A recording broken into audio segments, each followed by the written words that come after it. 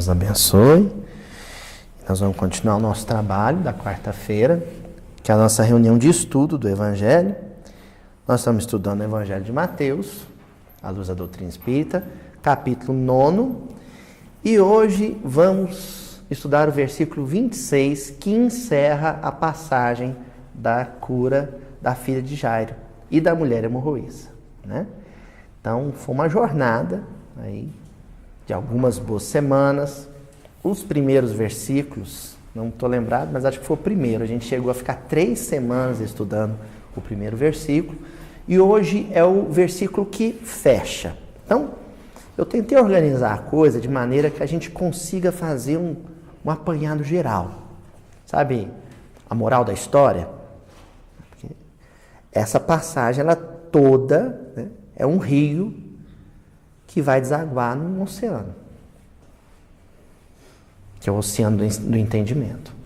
Então, ela não é um simples relato, ela não é uma simples descrição de um evento cotidiano.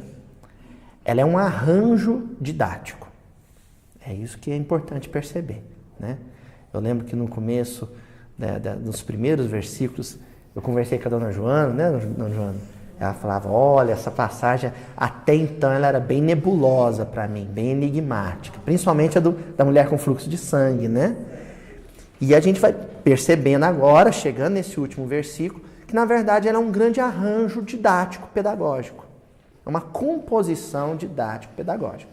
Então, o professor, quando ele vai para a sala de aula, mais no começo da carreira, depois que a gente já está com uns anos nas costas, quem é professor sabe disso, a gente fica meio sem vergonha. Mas no começo da carreira a gente prepara, tem um caderninho, né? Hoje o pessoal usa a tecnologia, mas você prepara a aula. E o que é isso, preparar a aula, fazer um plano de ensino? É você compor o conteúdo de maneira que a criança, que o aprendiz, que o adolescente, que o jovem consiga perceber a construção do conhecimento. Não basta entregar informação pronta. É preciso perceber como aquilo foi construído. Porque só então há um processo de assimilação e de apropriação daquele conhecimento. Aí pronto, aí passa a ser um conhecimento seu. Então, a moral da história, no final da reunião a gente vai apresentar, né? O tema central, ou o componente central de toda a passagem, podia ter sido apresentado para vocês há algumas semanas atrás. Pronto, é isso, gente, que Jesus está querendo dizer.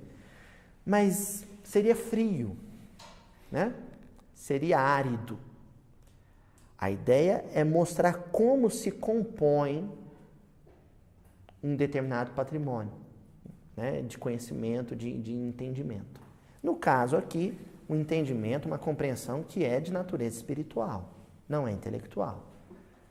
A ideia aqui também não é ninguém virar doutor em cura da filha de Jairo. Não é essa a ideia e o propósito.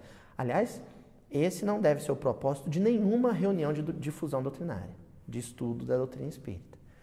Eu conversava com o senhor semana passada, né? O propósito aqui é a gente... Esse elemento, esse componente, né, onde a gente vai chegar, onde a gente vai desaguar, isso ser uma ferramenta para lidar com as dificuldades da vida, com os desafios da vida. Se isso não funcionar como uma ferramenta para fazer consertos, reparos, né, na nossa personalidade, foi vazio, foi sem propósito. Não é o que a gente quer, tá bom? E o que diz o versículo 26, o último versículo da passagem? E esta notícia se espalhou por toda aquela terra. Pode ser que tenha alguém, um vídeo em casa, que está vendo essa como a primeira reunião, que não viu as anteriores. Né? A dona Cíntia, há um tempo que não vem, né? O seu Daniel faltou algumas reuniões, então é bom a gente voltar pelo menos no versículo anterior. O que aconteceu no versículo anterior? Jesus segurou a mão da menina e ela se levantou.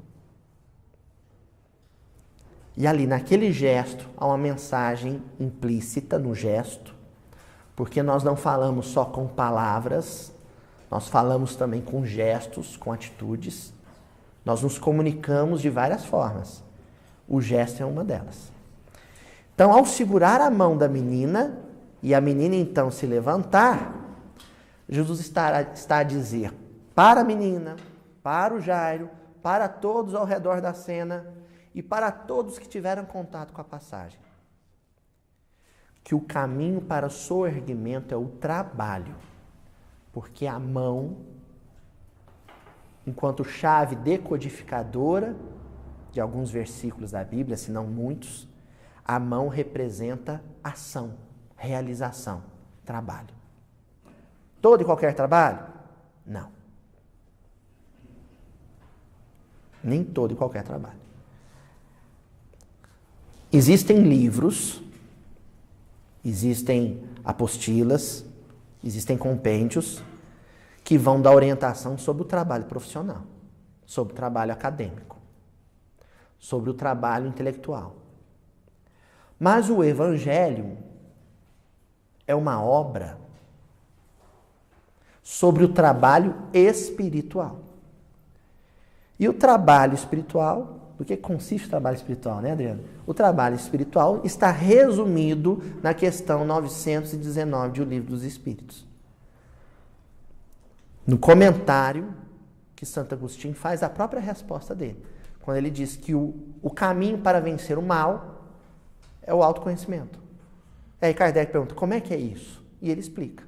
Todos os dias, ao me deitar, antes de dormir, eu passava em revista, eu revisava todas as minhas ações do dia. E se em alguma dessas ações eu encontrasse motivo para me envergonhar,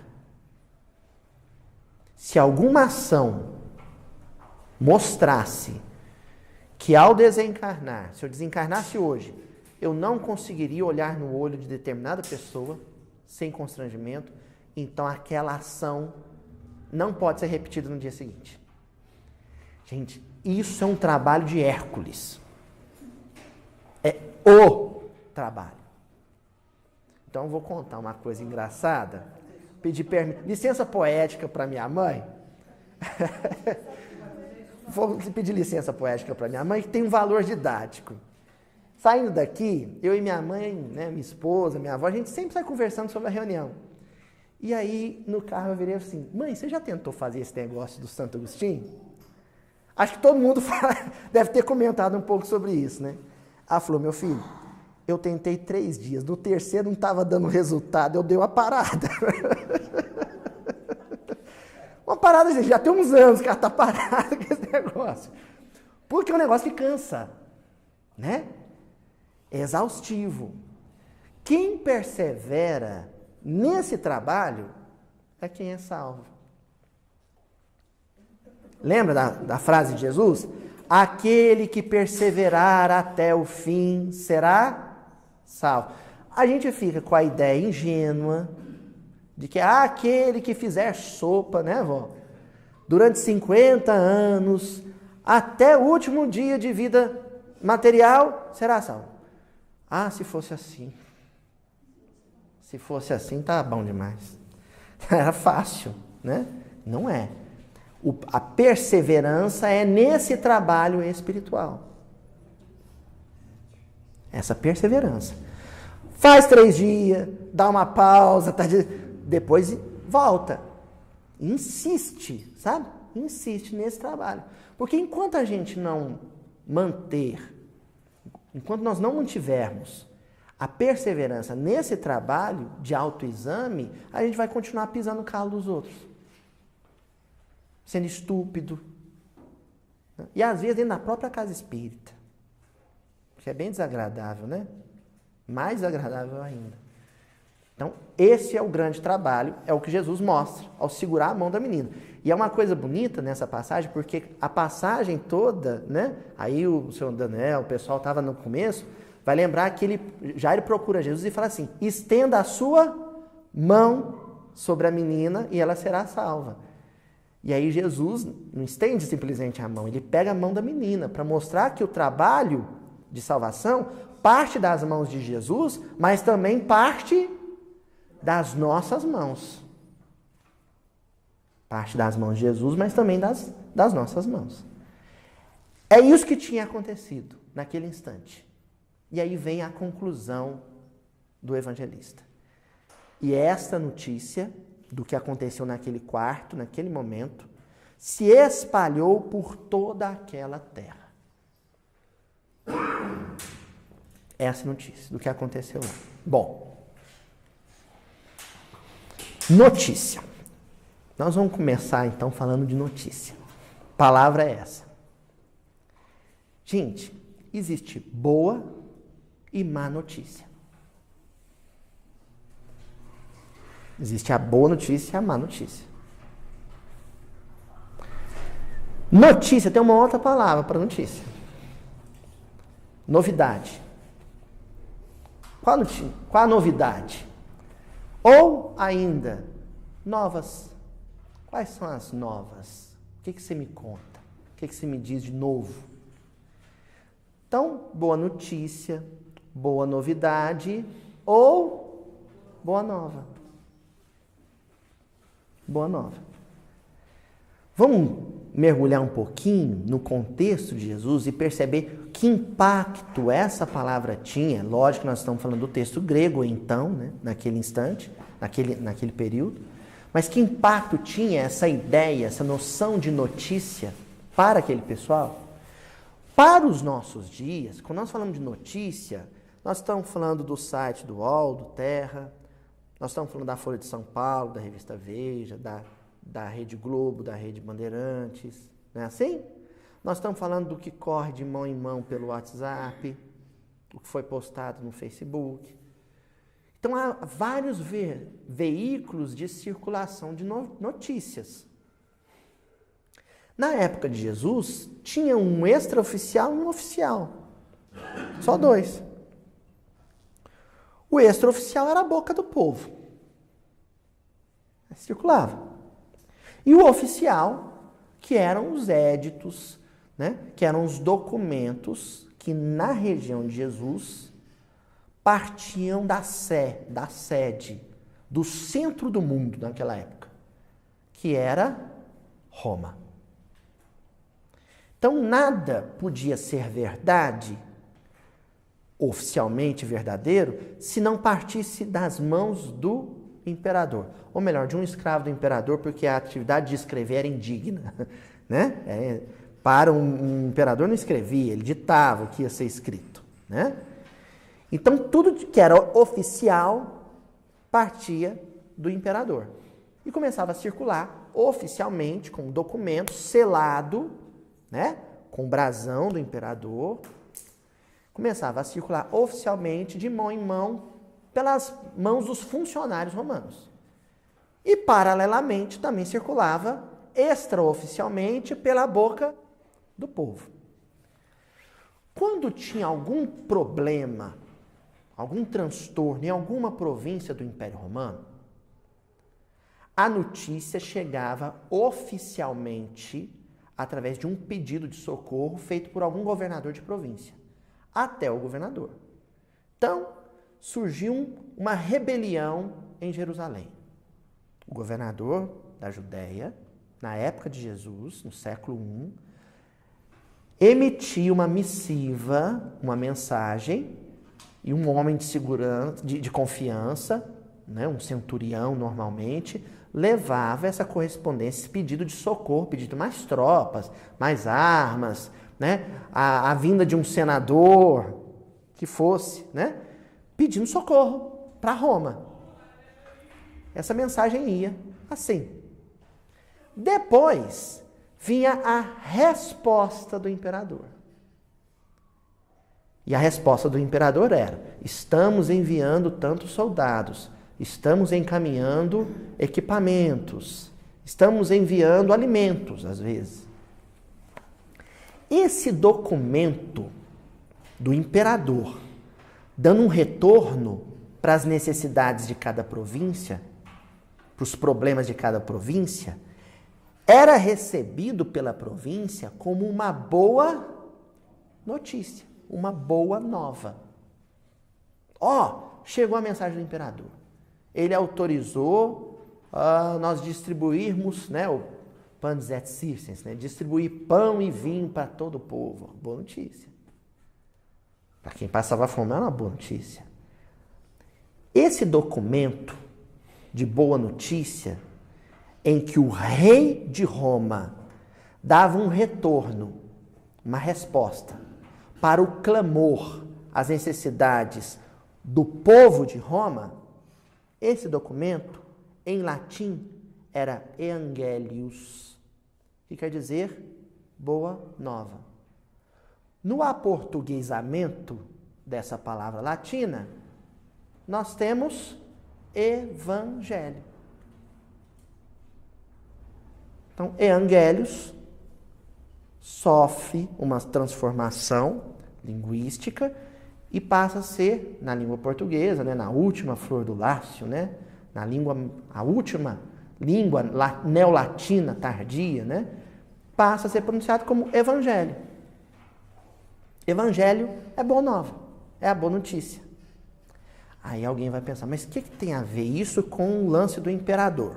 Bom, quando os evangelistas tiveram que compor os livros sobre a mensagem de Jesus, eles precisavam transmitir a ideia de que a vinda de Jesus era uma resposta de Deus para as necessidades dos homens, para os clamores do homem. E a Terra é uma província do universo, uma minúscula província do universo. Então, essa província, com as suas infinitas necessidades, dificuldades, problemas, clama, pede socorro ao rei do universo, pede socorro a Deus. E a resposta de Deus a essas necessidades não vem através de Jesus. A resposta é Jesus. Jesus não é um carteiro. Jesus é a um só tempo. Sim, pode ser o carteiro, quem traz a mensagem, mas a mensagem não está sendo portada. A mensagem é Ele. A mensagem é Ele. Ele é o Evangelho. Então, a gente, por uso e costume, a gente diz muito assim, o Evangelho de Jesus, não é? Eu mesmo falo, já devo ter falado aqui milhões de vezes, inclusive registrado, o Evangelho de Jesus. Mas, na verdade, é o Evangelho de Deus personificado, vivido, encarnado por Jesus Cristo. É a resposta de Deus aos homens, personificado, vivido, vivenciado por Jesus Cristo. E o mais bonito disso tudo, e é sobre isso que nós vamos nos debruçar, porque nós já vimos o que é a notícia, né? O que é a novidade. O mais bonito nisso tudo é que essa novidade, essa boa nova, esse evangelho, não ficou restrito a Cafarnaum. É a segunda palavrinha que nós temos ali no versículo. Ela se espalhou, se alastrou, se difundiu. Pausa. A gente tem uma outra visão ingênua. A primeira visão ingênua que eu destaquei hoje foi aquela de que o trabalho para a salvação seria o trabalho que a gente realiza com as mãos materiais e não com as mãos conscienciais. Isso é ingenuidade, não é maldade, é ingenuidade. É inocência.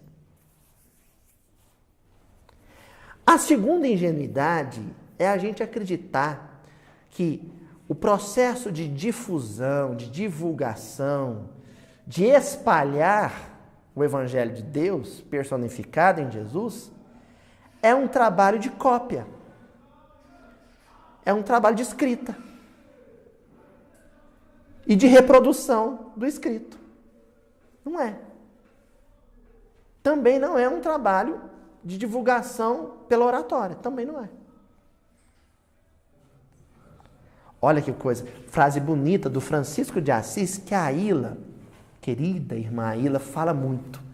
Ela diz que o Francisco de Assis reunia os frades todos, os irmãos franciscanos todos, e falava para eles assim: irmãos, precisamos evangelizar, mesmo que através de palavras.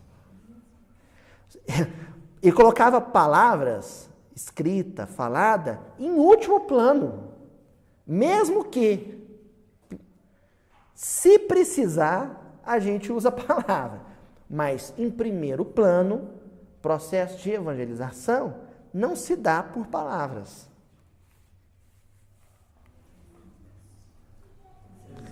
Então, essa a questão. Como é que isso se espalhou? Será que se espalhou porque Paulo falava bem? Acho que não. Sabe? Por mais bonita que uma palestra seja, gente, por mais bem escrito que um livro seja, ele colabora, ele intensifica. Mas o que marca mesmo a gente é a vida de uma outra pessoa. Né? Por isso que eu digo assim, eu já falei aqui milhões de vezes, falo de novo, acho que todo neto deve falar que a minha grande evangelizadora foi minha avó. Acho que todos aqui teve um grande evangelizador na sua vida.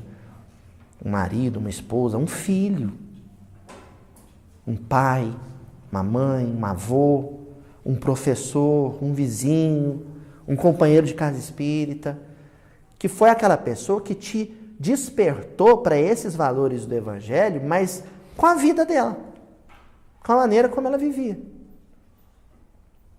Nós vamos falar sobre o espalhou, mas dentro dessa perspectiva. Então, o primeiro capítulo do livro Boa Nova se chama Boa Nova. E como, pessoal, assim, não é algo muito conhecido essa ideia de que, na verdade, a palavra evangelho ela foi apropriada pelo movimento cristão, mas ela era usual na vida burocrática de Roma, né? Como não é algo muito conhecido, as pessoas leem o primeiro capítulo, e eu já escutei de companheiros que leram o primeiro capítulo e falaram: o primeiro capítulo de Boa Nova é o mais fraquinho. Quem já leu? Quem tá lembrado do primeiro capítulo de Boa Nova? Humberto de Campos fica quase que o capítulo inteiro falando da vida de Augusto, de Otávio Augusto, né? Que era o sobrinho de Júlio César, filho do coração de Júlio César, que foi o primeiro imperador de Roma, viu, gente? Não foi Júlio César. Júlio César foi um ditador. O primeiro imperador de Roma foi Otávio Augusto. Então, Humberto de Campos pega e fica falando dele. Fica falando de todas as benesses, de todos os benefícios que Otávio Augusto trouxe para a ordem de Roma, para o mundo civilizado, né? O progresso, a modernidade, a prosperidade que ele trouxe, um gênio administrativo, né? E aí você fica, mas ele está falando, o livro é sobre Jesus, ele está falando do imperador romano? Mas ele vai falando do Otávio Augusto, para no final, ele faz um questionamento. Todas as obras de Otávio Augusto, onde estão?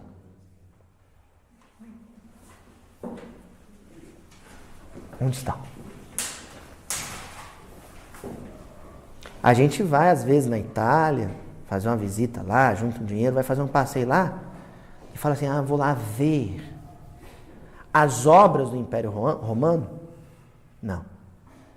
Nós vamos lá, tem uns espíritos que vão ficar bravos comigo, mas nós vamos lá ver ruínas do Império Romano. São ruínas. Porque são obras de pedra. E mesmo as obras de inteligência, as obras de intelectualidade, elas foram um ponto de partida, mas já foram superadas. A engenharia que nós temos hoje é muito mais sofisticada que a engenharia romana.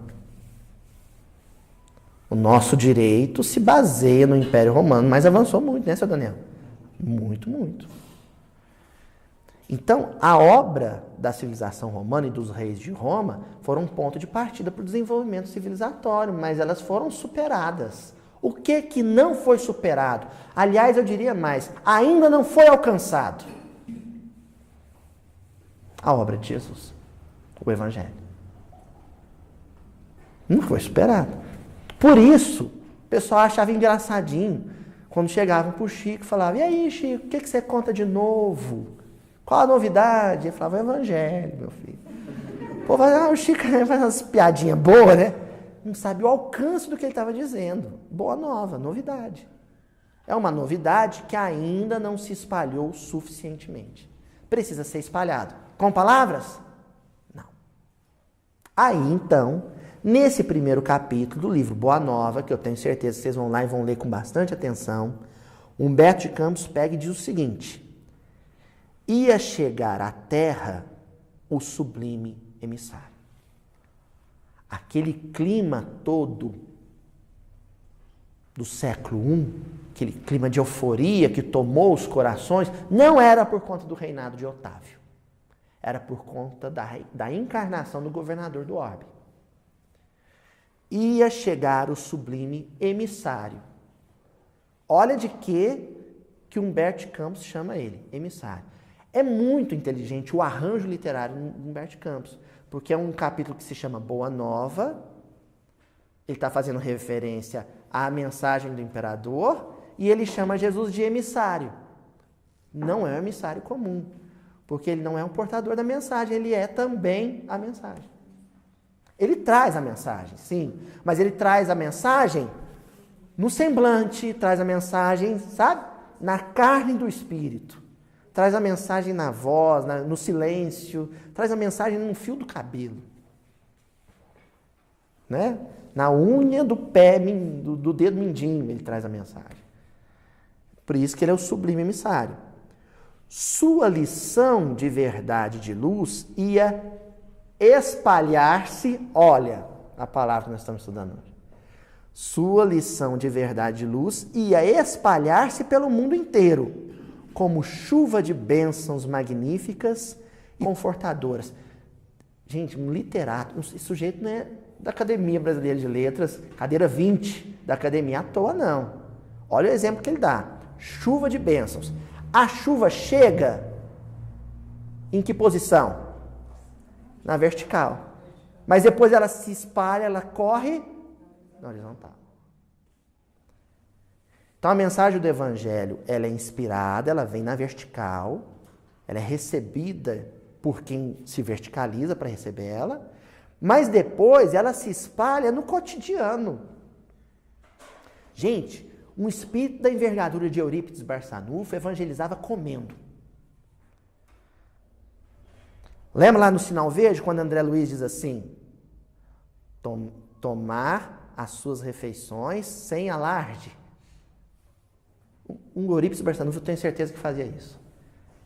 Tomar sem alarde, sem cotovelar ninguém, sem brigar por causa do bife, né? Com educação, sem falar alto, fazendo uma oração antes da refeição. Então, essa gentileza em coisinha pequena é espalhar o Evangelho. É a água que chegou da vertical se espalhando na horizontal, com uma coisa trivial, refeição. Lá no livro Renúncia, a Alcione Villamil precisa ajudar em casa. Aí ela começa a fazer bordado. Começa a bordar panos.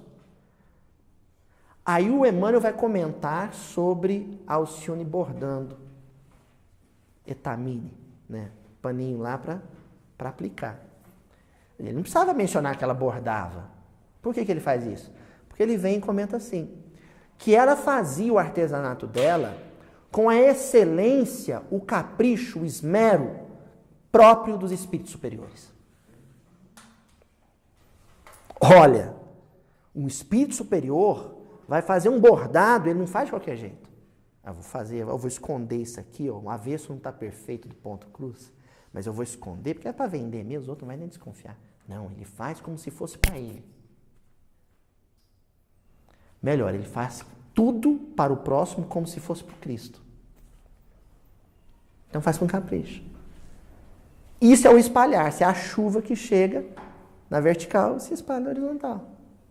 Então o livro Sinal Verde, né, não é um livro, né, exigente demais. O André Luiz lá no Sinal Verde, né, Euridice, ele fala assim, ó, Não bater a porta. Ele fala, não bater a porta. Coisas assim, né? Isso, né? De forma a não perturbar a ordem doméstica. Usar os utensílios sem barulho. Aquilo não é exigência descabida. Aquilo lá é evangelho. São maneiras de se espalhar o evangelho, de se evangelizar. Conduzindo o veículo. No trânsito, gente, a gente evangeliza. Quando você pode dar passagem para alguém, alguém te pede permissão, errou o caminho, pede permissão para cruzar para sua pista no sinaleiro, e você dá ok, dá-lhe, isso é evangelização. Isso é evangelizar.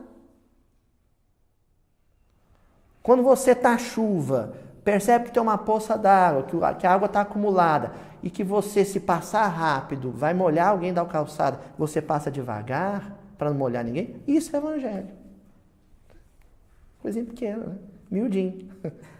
Isso é no miudinho. Tem o evangelho entendido no miudinho e tem o evangelho vivido no miudinho, nas mínimas coisas.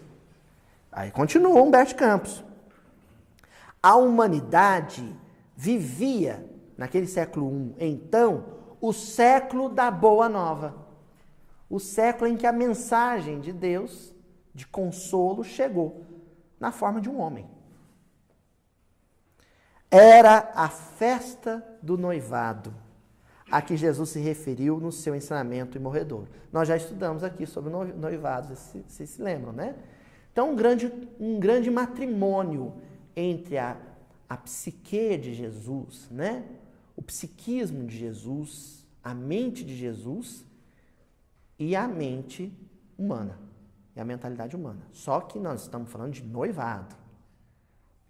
Entre o noivado e o casamento, propriamente dito, e o matrimônio, na cultura hebraica, naquele tempo, tinha lá um espaço de pelo menos um ano, em que já havia o compromisso, mas esse espaço de tempo, ele era dado para que houvesse um preparo para receber o noivo definitivamente, né?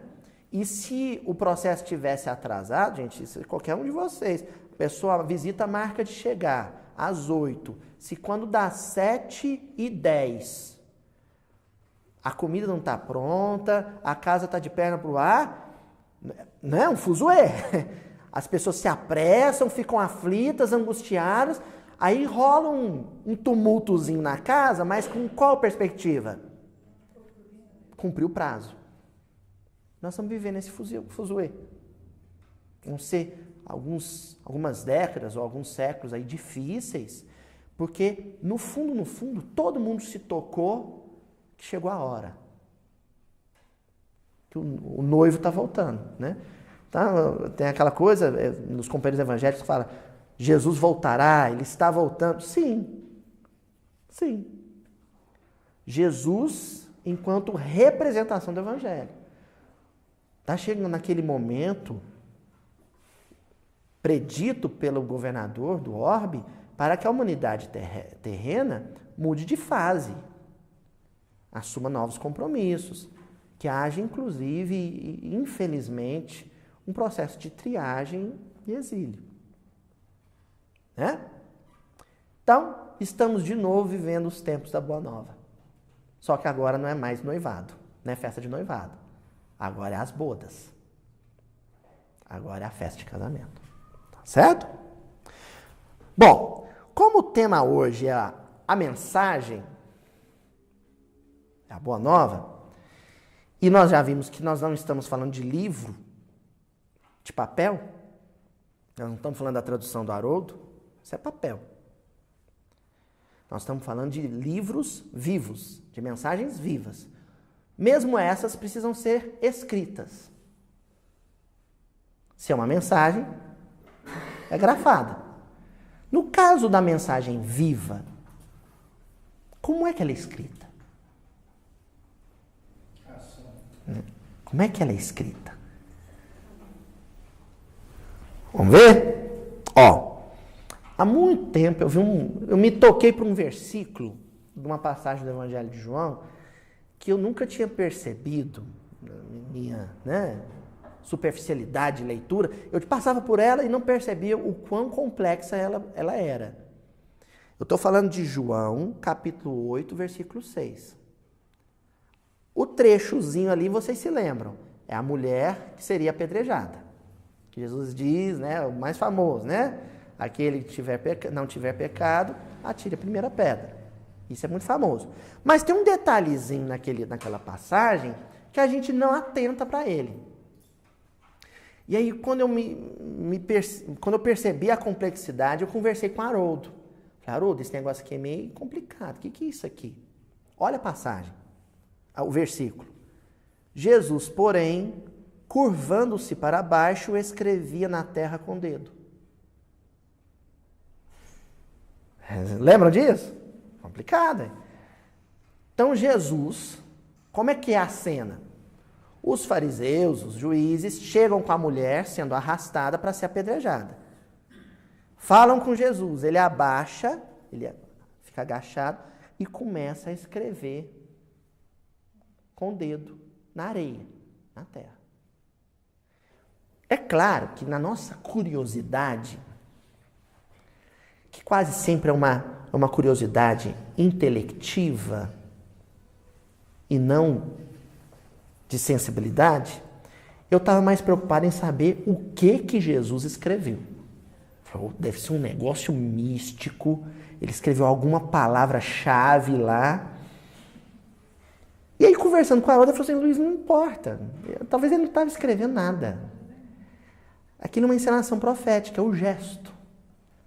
É o ato de, primeiro, abaixar. Segundo, escrever na terra. E terceiro, com o dedo. Falei, que viagem que é essa? Primeiro, Jesus, ao abaixar-se, isso lembra muito a maneira como os índios, caiapós, lidavam ou lidam com as suas crianças. Na cultura convencional, dita civilizada, urbana, quando um adulto quer falar com uma criança, ele pega a criança e leva ela para o colo. Não é assim, Renato? E conversa com ela aqui. Ou seja, a criança tem que subir ao nível dele. Agora o índio não. Sabe o que ele faz? Ele agacha. Ele agacha. Então, Jesus podia mandar seus mensageiros, ou ele podia fazer que nem o diretor da escola, né? Traz na minha sala, deixa eu puxar a orelha aqui. Mas ele encarna. Isso é o agachar-se, é o abaixar-se. É o vir até nós. Vem para fazer o quê? Para deixar marca. Para marcar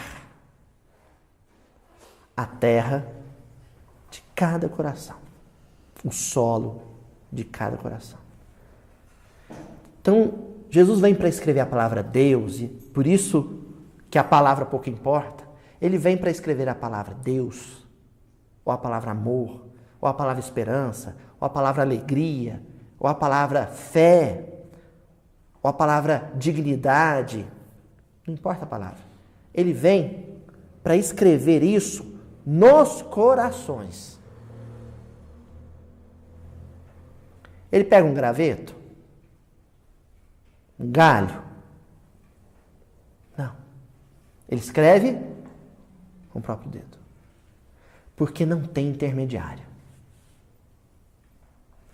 Aí o contato dele com essa terra, ou melhor, o contato dele com os nossos corações, é um contato direto.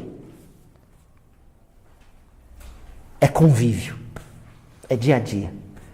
Jesus comeu, Jesus dançou, Jesus ajudou a pescar, Jesus foi para a Páscoa, bebeu vinho. Né? Estou imaginando que sim. Imaginando que sim. Posso, de repente, estar falando uma besteira danada, né, seu Daniel? Ou não, mas as bodas de Caná. Bebeu vinho, dançou, usou roupa como as pessoas da época. Teve fome, né? Quando ele esteve no deserto, a boca deve ter rachado com a secura do deserto, né? Ele ficou com a boca ferida, a pele feia, sangrou. Isso é o escrever com o dedo. Ele veio conviver. E porque conviveu, passou por tudo que nós passamos, mas com uma reação diferente, com uma postura espiritual única, incomparável, ele nos marcou profundamente. Deixou uma marca, assim, sabe? Escreveu fundo na psique de cada um de nós. No psiquismo de cada um de nós. É isso que Jesus faz ao escrever. Então, aqueles que se permitiram e que já foram profundamente marcados pela vida de Jesus, pela experiência evangelizadora de Jesus, têm o evangelho marcado, escrito, no próprio coração. Não é aqui. Não é aqui. Gente, se eu estiver no meu pior dia,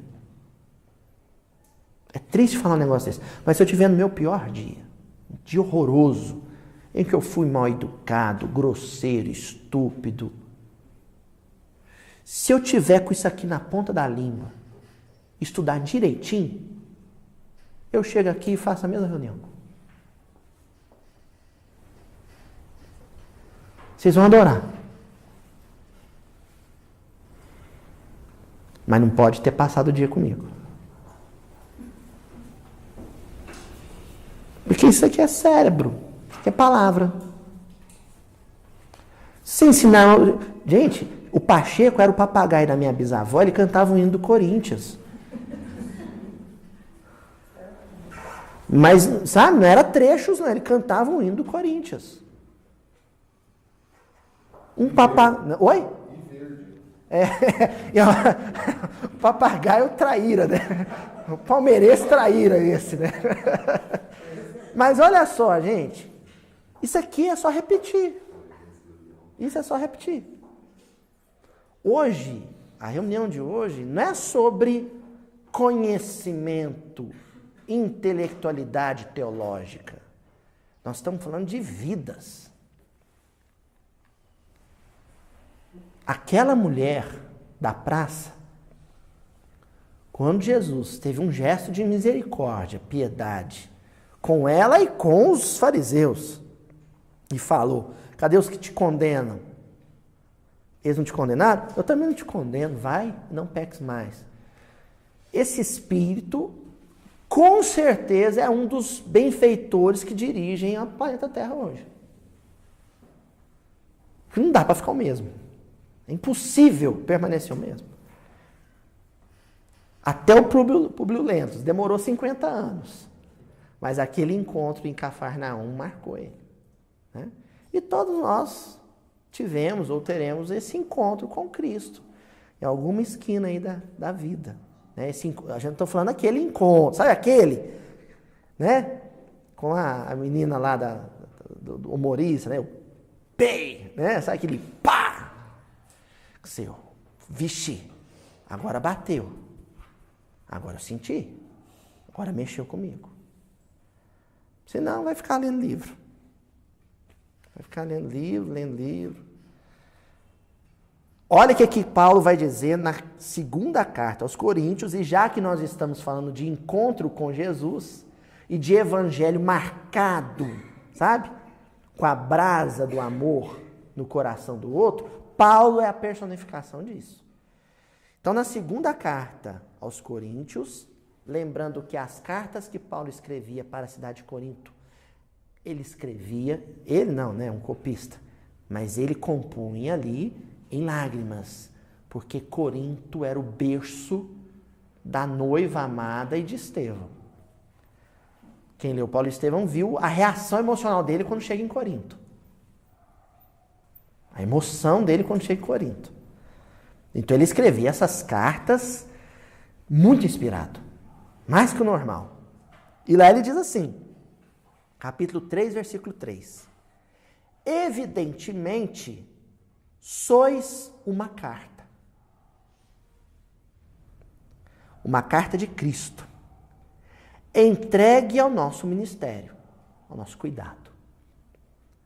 Escrita não com tinta, mas com o Espírito de Deus vivo.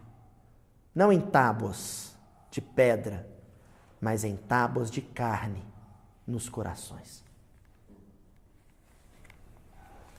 Evidentemente, vós sois as cartas de Cristo. Cartas de Cristo. Sabe, se ele é a grande carta, nós somos a cópia. Né? Lá no meu prédio tem um síndico, ele redige um comunicado, aí ele me entrega, me passa por e-mail, eu faço cópia, né? Que eu sou o conselheiro lá do prédio. Aí eu distribuo para os outros moradores as cópias, baseadas naquela carta original. Então Jesus é a grande mensagem de Deus, primeira.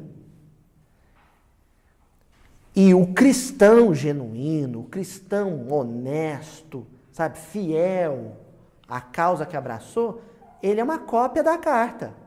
Consola do mesmo jeito, esclarece do mesmo jeito, só que não é falando só. É, sobretudo, cartas vivas, com o próprio coração. O André Luiz fala que se a gente só fala e não faz, a gente é um alto-falante. Um alto-falante. E uma vez eu vi também um exemplo ótimo de um palestrante, eu não me lembro qual foi o palestrante, eu lembro onde, na Cometrim. E ele falou uma coisa genial, peço desculpa a esse companheiro.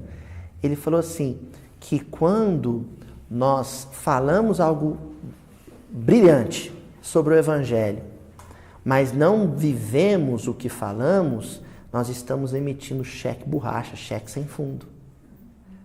Porque aquilo tem um valor aparente, não tem um valor real. O outro pega o cheque feliz da vida. Na hora que vai descontar, ou seja, na hora que vai conviver com você, vem a decepção. Vem a decepção. Aquilo lá é papel. Agora vamos fazer uma observação nisso, senão a gente também sai muito deprimido daqui hoje. Vamos fazer a seguinte observação. Que exemplo é esse que a gente tem que dar? Não é o da perfeição, gente. Não é. Quer dizer, mas a longo prazo. Né? Na melhor das hipóteses, médio prazo. Curto prazo, o Emmanuel fala um negócio genial lá no Consolador. Ele fala, pessoalmente, particularmente, não acredito em mudanças repentinas. O Emmanuel diz isso. Que exemplo é esse, então? É a famosa reforma íntima. É o famoso bom combate. A gente fala e não entende o que é isso. É não entregar os pontos. É não achar bonitinho. Sabe aquela coisa? A molecada fala muito isso, né, Paulo? Você pensa que é bonito ser feio? Tem gente que é bonito, acha que é bonito ser feio. Que é aquele que fala assim, sou assim e não vou mudar. Sou autêntico. Eu sou quem sou. Quem gosta de mim, convive. Quem não gosta de mim, licença. Os incomodados que se mudam. É o tal que acha bonito ser feio. Ele acha bonito. Sabe? Bater o pé e falar, só assim. Não é assim nada, é feio. Nós estamos falando do sujeito que fala assim, eu sou assim, mas tenho uma vergonha de ser assim. Quando eu for assim, você dá um toque. Espera eu acalmar, porque eu sou muito ignorante. Espera eu acalmar. Quando estiver mais calmo, você me puxa a orelha. Esse é o exemplo que nós estamos falando, que já dá para ser vivido. Que é o exemplo da mudança. Né? Há uns 2 anos atrás, o Afonso Chagas, um amigo, esteve aqui conosco, e ele falou sobre a chamada virtude negativa. O que é essa virtude negativa?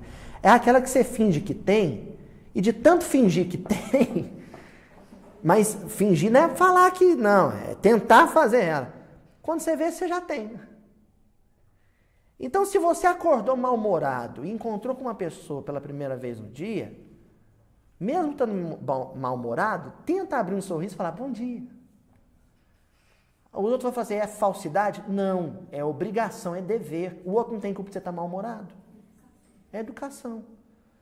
Aí de tanto sorrir quando tá mal, um dia você não tá mal. O sorriso vence. O sorriso venceu. Venceu o mau humor. Esse esforço, isso não é pedir demais. Isso é compromisso. Isso é compromisso, sim. Ser gentil, cordial, amável. Mesmo quando a gente estiver angustiado, aflito, ansioso. Agora, esse trabalho por dentro, de não ficar aflito, de não ficar ansioso, esse delonga séculos, né? Esse vai exigir séculos. Agora, a vontade de não ser mais quem tem sido, isso já é possível. A gente sabe que é. Tanto que a gente sente vergonha quando apronta. A gente sente vergonha porque sabe que já dá para ser possível. Né? Tem dificuldade com um familiar meu. Nossa, mas eu tenho uma dificuldade com ele, ele é tão difícil. Mas eu tenho a obrigação de cumprir meu compromisso com ele. Se eu sou mãe, de dar atenção, fazer comida. Se eu sou filho, de acolher na velhice. Com dificuldade, bufando, mas eu não posso pôr na parte dos outros. Eu não. Outros fazem isso. Eu, com o mínimo de evangelho que eu tenho, eu não. Né? Uma historinha que eu já contei isso há muito tempo atrás, que eu achei genial. Uma vez um amigo, Walter Barcelos, aqui de Uberaba, ele falou um negócio engraçado. Ele falou assim, e comentando aquela coisa, né? Quem mais sabe, mais será cobrado, né? Ele disse assim, se um ateu materialista, ruim de coração, pega um pão em casa, acha que o pão tá velho, e grita com a mulher e joga pela janela, e esse pão cai do outro lado do muro, na rua, na cabeça do mendigo, e o mendigo fica feliz e mata a fome com o pão, a espiritualidade solta foguete. Matou a fome do morador de rua. Né? Só terminar a história, né? Mas, se um de nós, que conhece o Evangelho, que sabe os compromissos que a gente tem com a caridade, se o morador de rua bate na sua porta, perde o pão, você pega o pão mais fresquinho, leva com guardanapo, mas esquece de passar a manteiga, os benfeitores falam,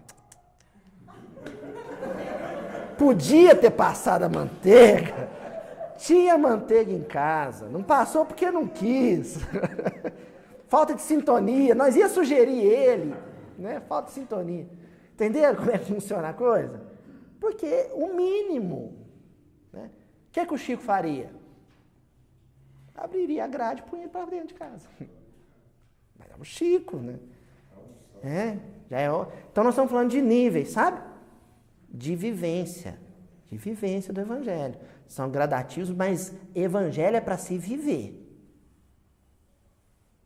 Essa reunião acontece há quase 5 anos e agora está sendo divulgada pela internet para que as pessoas vivam o Evangelho. Essa é a ideia. Olha que coisa bonita, gente, que o Emmanuel vai dizer lá no livro Palavras de Vida Eterna. Não, perdão, desculpa, gente. Paz e Libertação. Uma mensagem do livro Paz e Libertação. O nome da mensagem, A Obra Essencial. Qual que é a obra essencial? O Emmanuel não desperdiça título, não. O título, você lê o título da mensagem, não começa a ler ela, não. Sabe? Fica digerindo, mastigando o título. Então você lê o título, A Obra Essencial. Qual que é, Paulo? Aí você vai, qual que é a obra essencial? O que é que eu não posso deixar de fazer? Tem que fazer tudo, mas tem um negócio que eu não posso deixar de fazer. Aí ele vai dizer, ele diz assim, na propaganda espírita e na extensão do Evangelho, versículo de hoje, espalhar. É imperioso atender à tarefa básica que nos cabe cumprir. Então, olha, ele está já dizendo, a obra principal, a obra essencial, é a de divulgar a doutrina espírita e expandir, espalhar o evangelho. Agora ele vai te dizer, dentro dessa obra essencial, que é a de espalhar o evangelho, qual que é a tarefa básica? É só fazer isso. A humanidade é a assembleia que nos estuda e examina, esperando-nos o testemunho renovador. Então, quando Paulo diz assim, somos rodeados por nuvem de testemunhas, e no movimento espírita só se diz, é porque está falando que tem muito espírito desencarnado. Não, todos os espíritos são testemunhas do que a gente faz. Desencarnados, encarnados, elevados, inferiores. É uma plateia, uma assembleia. Está na arquibancada, vendo a gente jogar. E olha o que o irmão está dizendo. Estes espectadores estão nos estudando e examinando detalhadamente, nos mínimos detalhes. Sabe como é que o Emmanuel tem certeza disso? Sabe como é que eu, particularmente, tenho certeza disso? De que os outros nos estudam e nos examinam? Porque a gente faz isso com os outros. Como é que eu tenho certeza que a minha mãe repara em mim, em tudo que eu faço, a Juliana repara em mim, em tudo que eu faço na convivência doméstica? Porque eu reparo nelas. Eu faço isso. Eu estudo o comportamento delas, eu examino, falo, nossa, minha mãe não podia ter feito isso. Nossa, olha que legal que minha mãe fez, que bonito. Ela faz a mesma coisa. Só que quando eu estou reparando os outros, eu fico com a sensação ou com a impressão de que eu sou o único a observar o mundo. Claro, estou partindo do meu ponto de vista, no singular. Só que quando eu me coloco como observado, examinado, aí não é um olhar só não, meu irmão. Aí é todo mundo que eu convivo. Todo mundo do emprego, todo mundo da casa espírita, todo mundo lá da família, todo mundo na rua. Está todo mundo me examinando. Quando a gente sai na rua, tudo que eu fizer com o meu carro, os outros vão reparar. Eu não vou saber. Como é que eu sei disso? Porque a gente repara o que os outros fazem com o carro deles. Olha, lá parou na vaga de deficiente. Olha aquele ali. Nossa, cruzou um sinal vermelho. Nossa senhora, mas é abusado, hein? Olha que bonito, aquele carro parou para a senhora atravessar a rua. A gente repara os outros nos reparam também. Isso é ruim ou bom? Isso é maravilhoso. O evangelho só se espalhou por conta disso. Já pensou se ninguém reparasse em Paulo? Ninguém reparasse em Estevão? Ninguém reparasse, estudasse e examinasse o comportamento da Célia, Lúcius, da Alcione Villamil, da Lívia Lentulus? Se ninguém reparasse no Chico? Repararam tanto o Chico, mesmo fora do movimento espírita, que companheiros de outras religiões, outro dia eu vi o padre Fábio de Mello falando uma coisa linda sobre o Chico, companheiros de outras religiões repararam o comportamento do Chico e falaram, olha, se encarnação existe ou não, não sei. Se espírito comunica ou não, não sei. Eu acho que não. Mas que esse homem viveu o evangelho, viveu.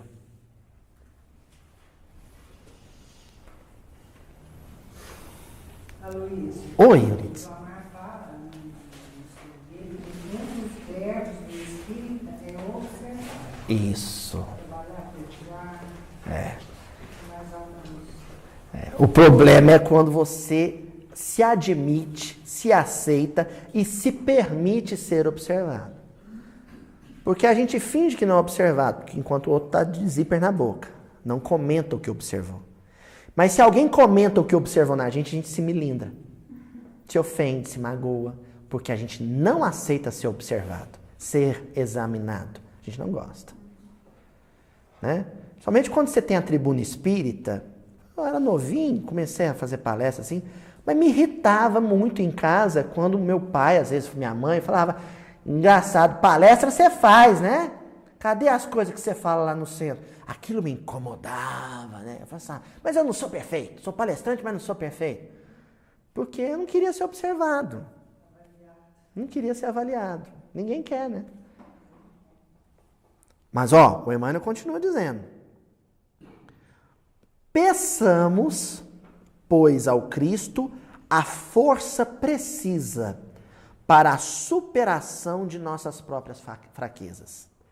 Na convicção de que, aperfeiçoando com sinceridade a nós mesmos, diante do mundo, diante da plateia, Jesus, pela redenção da humanidade, fará brilhantemente o resto. Eu, Aloysio, vou evangelizar o mundo? De jeito nenhum. Quem vai evangelizar a humanidade são os espíritos que governam o orbe. Eu vou dar a minha contribuição. Vou dar a minha contribuição. O resto, o que eu não der conta, quem faz é o Cristo. Agora, o que eu dou conta, eu tenho que fazer. Eu não preciso fazer o que está além das minhas forças.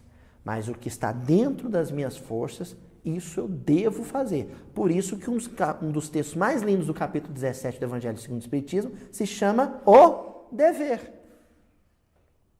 O que se deve fazer, se deve fazer. O que é dever. E isso muda um pouco também o nosso olhar sobre os nossos bons atos, né? Por que o Chico Xavier, o Eurípides Barçanufo, Bezerra de Menezes, não se vangloriavam quando faziam uma coisa boa? Porque ele sabia que aquela coisa boa era simples obrigação, que não tinha nada extraordinário. Sabe quando é que a terra vai estar transformada? Vocês vão assustar com o que eu vou dizer. Quando ninguém mais se espantar com a bondade. Quando ninguém mais aplaudir. Quando não sair mais no jornal, no Fantástico, que alguém encontrou uma mala de dinheiro e devolveu para o dono. Enquanto isso estiver aparecendo na primeira página do jornal, é sinal que nós ainda estamos atrasados. Porque é notícia. Não era para ser notícia. É obrigação. Isso nós estamos falando no campo da ética. No campo da ética, por exemplo, os finlandeses se espantam quando descobrem que no Brasil alguém recebe gratificação, recompensa, porque devolveu um cachorrinho pro dono. O finlandês assusta. Como assim? Vocês encontram um cachorro que estava perdido, devolve pro dono e aceita dinheiro por aquilo? Eles assustam com isso. A gente devolve porque é certo devolver. Não é porque vai ganhar dinheiro. E, ao contrário, no campo da piedade, da compaixão e da misericórdia, com o pecador, com quem erra, com quem não é ético, aí se deveria, pelo menos, ser compromisso nosso junto ao resto da humanidade. Porque aí já é um compromisso brasileiro. Aquele que nós falamos no início dessa passagem, quando começamos a estudar ela. O testemunho que a gente tem que dar de misericórdia e compaixão. Nações onde a ética e a ordem social são muito, bem estruturadas, algumas delas incorrem em outro risco. Pendem, a carroça para o outro lado. Aí são excessivamente duras, enérgicas, cruéis até, com quem erra. Então, tem que acertar esse ponto doce, né? A ética, a integridade associada à compaixão e à misericórdia. Quando essas duas coisas caminharem juntas, aí nós temos uma humanidade que começou a viver a mensagem de Jesus. Certo? Bom, avançando então.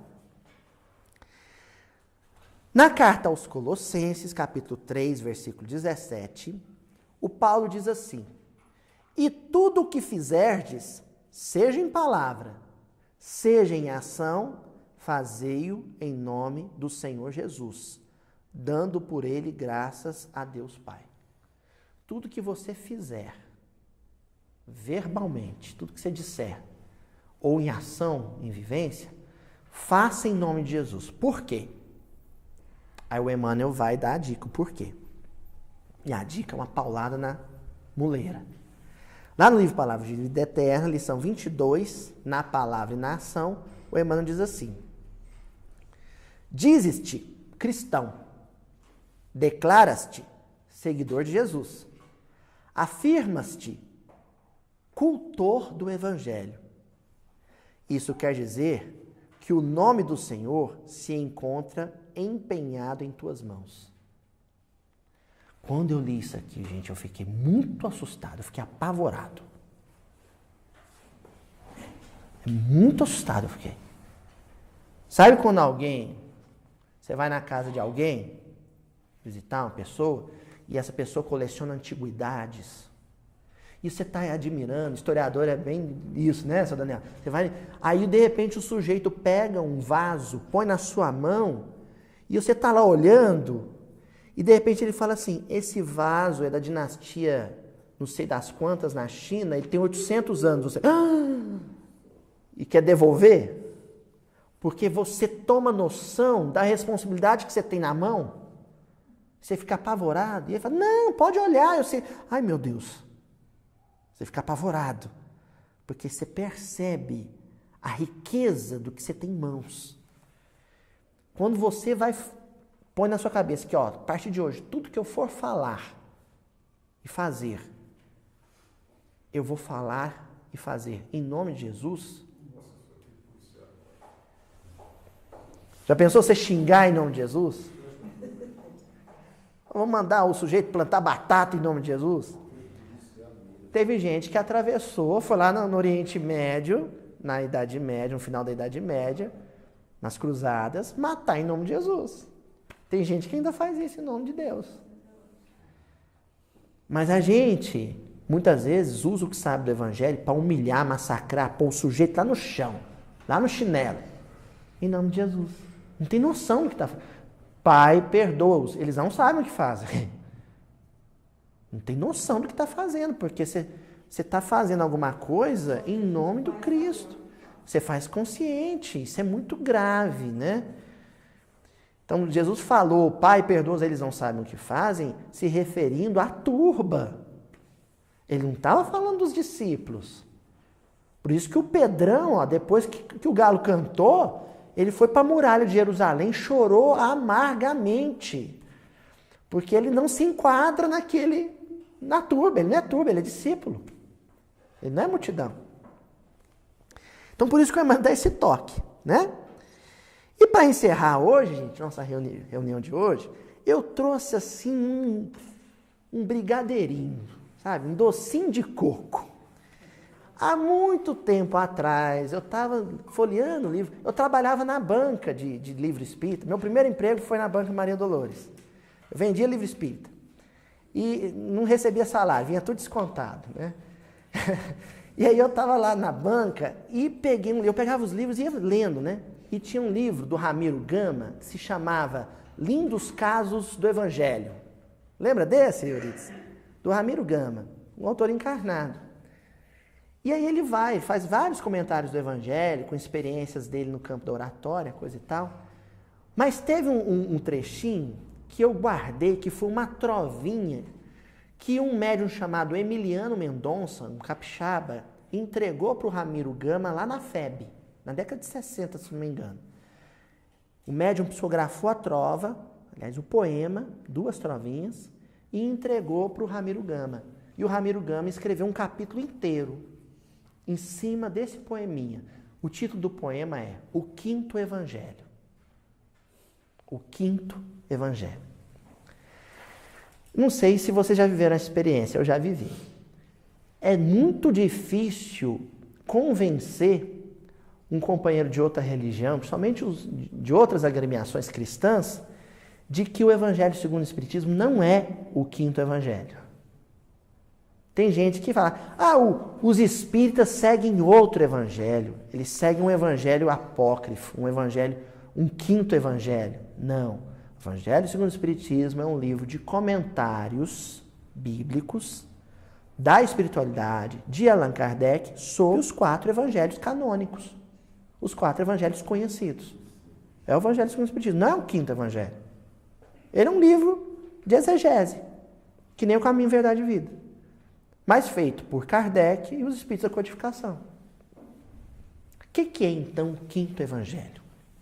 Que o Ramiro Gama comentou e que o Emiliano Mendonça psicografou. O autor do poema assinou Irmão Batista.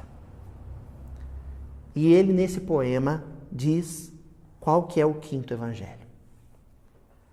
Novo evangelho escreves tu em cada dia de tua vida. Os teus atos e palavras gravam-se em folhas a ser lida. O que escreves, os outros, os homens, leem. A tua boa ou má ação. Como será o evangelho segundo o teu coração? Então, nós estamos estudando aqui o evangelho segundo Mateus. Tem o evangelho segundo Lucas. Tem o evangelho segundo Marcos. O evangelho segundo João. É a versão do evangelho da vida de Jesus transcrita por eles em pergaminho, hoje impresso em papel. A pergunta aqui é: como que eu divulgo, transmito a vida de Jesus através da minha vida, através do meu coração? Como que eu espalho? Né? Para a gente fechar com o versículo. Como que eu tenho espalhado a vida de Jesus por aí? Segundo o meu cérebro, falando, escrevendo, indicando livro, ou segundo o meu coração, sentindo, vivendo, amando, esperando, compreendendo, entendendo, perdoando? Como? Então, o quinto evangelho é o evangelho segundo Aloísio, o evangelho segundo Daniel, né? O evangelho segundo o seu Adelmo. Porque alguém vai ler o evangelho através de mim, inevitavelmente. É só cuidar para as páginas não estarem em branco. Tem alguma coisa escrita. Não precisa ser muito. Alguma coisa, só alguma coisa. Porque nós aprendemos aqui toda quarta-feira que um versículozinho já é muita coisa. Um versículozinho já consola muito. Eu não sei vocês, mas tem quarta-feira que eu começo triste. Na hora que eu pego o versículo, eu falo, vamos ver o que tem para hoje. E o coração vai ficando, sabe? Aliviado. Quando chega a noite, eu estou fazendo piada aqui com vocês. E vou dormir em paz. Esse aí né? tá pequenininho. Esse está pequenininho, mas consola, né? Não precisa ser muito. Então, que os outros, que a assembleia, que a plateia consiga ler pelo menos alguns versículos no evangelho do meu coração. No evangelho que eu vivo, no evangelho que eu testemunho. Essa é a proposta, né? Fechamos a passagem e o que nós concluímos é que Jairo, a filha de Jairo, a mulher hemorroíça e todos ao redor foram convidados pela circunstância a espalhar o evangelho de Jesus através das suas vidas. Agora é a nossa vez. Quem vai transformar todos os corruptos do Brasil não é o juiz Sérgio Moro. São as mães espirituais desses corruptos, orando por eles na vida espiritual. E aceitando 2, 3, 10 vezes esses corações